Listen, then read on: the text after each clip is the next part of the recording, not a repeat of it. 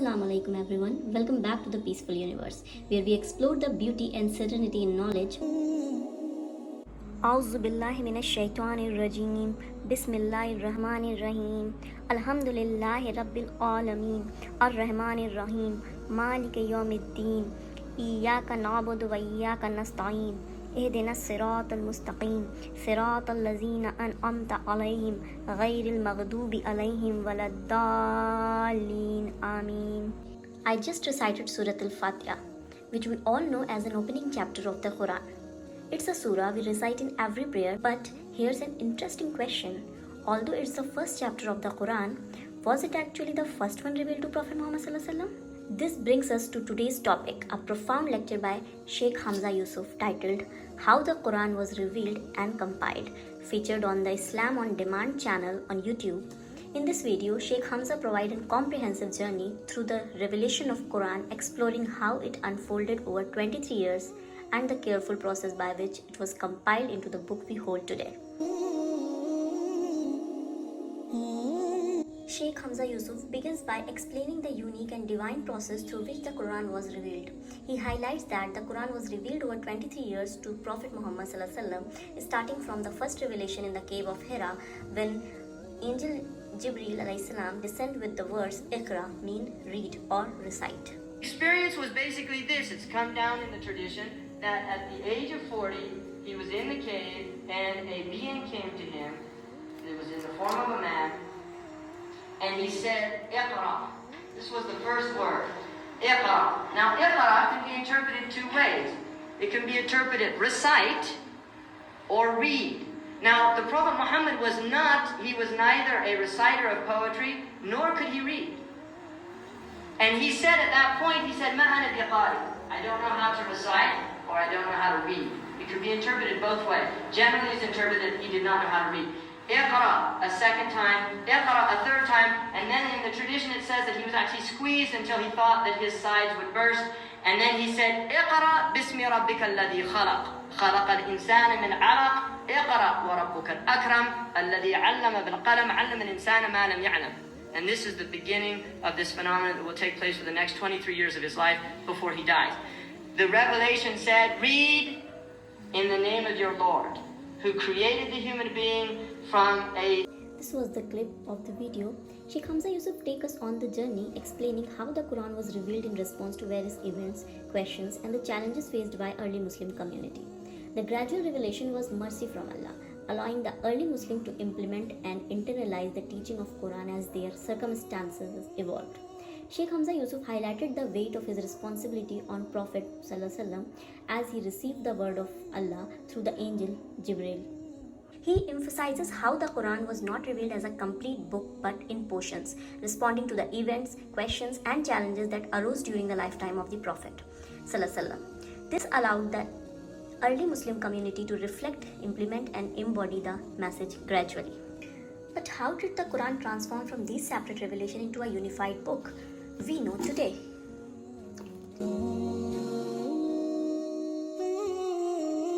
Sheikh Hamza Yusuf then dives into the meticulous preservation of Quran. He explained how during the lifetime of Prophet Muhammad the Quran was both memorized by the companions and written down on materials such as parchment, bones and leaves. The Prophet appointed scribes to record the revelation immediately after receiving them. This ensures that the Quran was preserved both orally and in written form, word for words. The Quran became deeply ingrained in the heart of companions. Hamza Yusuf beautifully points out the memorization of Quran became an unparalleled tradition, carried forward to this very day where millions of Muslims across the globe memorize the entire Quran.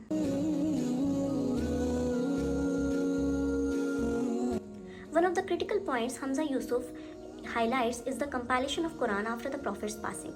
During the Caliphate of Abu Bakr, after the Battle of Yamama, where many Quran memorizers were martyred, Umar ibn al-Khattab urged the need to compile the Quran into a single book form. Zayd ibn Thabit, may Allah be pleased with him, one of the chief scribes of the Prophet Muhammad was tasked with collecting all written fragments and verifying them against the memorized portion to compile the Quran. This rigorous process ensured the Quran we have today exactly what it was revealed to the Prophet Muhammad. And many of the Quran reciters were killed. people that knew the Qur'an by heart were killed in that battle. So at that point, Omar wants the entire book to be collected. And he goes to Abu Bakr and he says, you have to collect this Qur'an. And Abu Bakr says, I'm not going to do something that the Prophet didn't do himself. In other words, the Prophet didn't put it in a book, collect it together, and I don't want to do that. And Omar kept telling him, you have to do this. This is a good thing. You must do this. What if people die? The Qur'an will get lost. And he said, finally, I became convinced of that which Omar was convinced of. He decides to collect the entire Qur'an. Later, during the reign of Caliph Uthman, may Allah be pleased with him, the Quran was standardized into a single dialect to prevent any discrepancies in the recitation as Islam is spread to different regions. This was known as Usmanic Codex, and copies of this version were sent to major Islamic cities. During the time of Uthman, who is the third Caliph, there is a campaign in Azerbaijan. And during this time, there began to be some differences amongst the Muslims about the recitation of Qur'an. Because one of the things about the Qur'an was to standardize the writing of the Qur'an.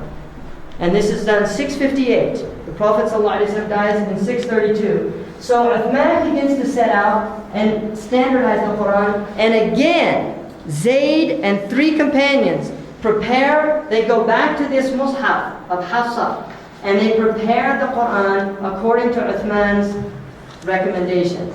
And one of them was, if you differ about anything, then take the language of the Quraysh. Because there were different ways of pronouncing words. For instance, the Quraysh say mu'min, and the Bani Tamim said mu'min, like that. There's a difference. So there are different ways. The Quraysh said وَالضُّحَى وَاللَّيْلِ إِذَا سَجَى, and other tribes said وَالضُّحَى وَاللَّيْلِ إِذَا سَجَى. So you got differences of pronunciation. So Uthman has this project carried through and then sends copies, identical copies, to the various centers of the Muslims and the governors, and demands, as the head of the Muslim government, that all of the Qur'ans be burnt, except these that were based on this writing.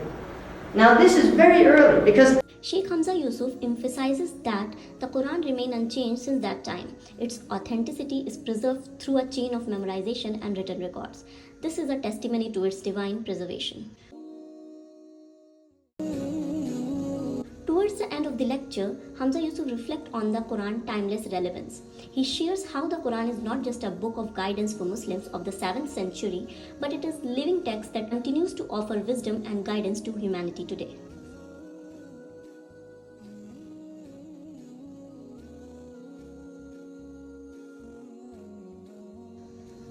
From its miraculous language to its profound teaching, the Quran remains a source of serenity, clarity, and peace for those who seek wisdom.